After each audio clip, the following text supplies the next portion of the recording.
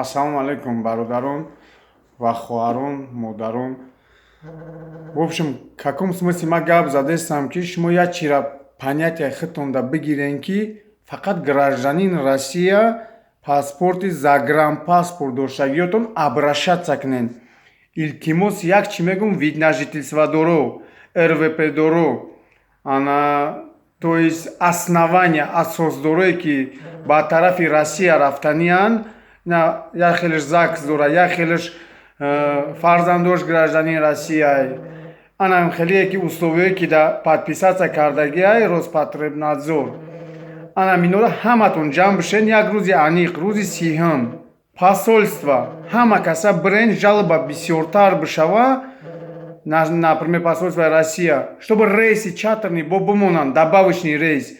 Барои ки ҳозир намондестан только загранпаспорти российский қатъи обращаться кунен. Мада як бор дига гуфтестам. Ина хеле саволое ки занг зада гуфтестан ҳозир мада ита ута ин намешава. Беларусия ма таможник нестам. Ма як кассири обычним. Меравам Сомонаир компания ҳамуҷа харид мекунанд. Нархи давлатиш ина мо например харид кардем 5188 сомон буд.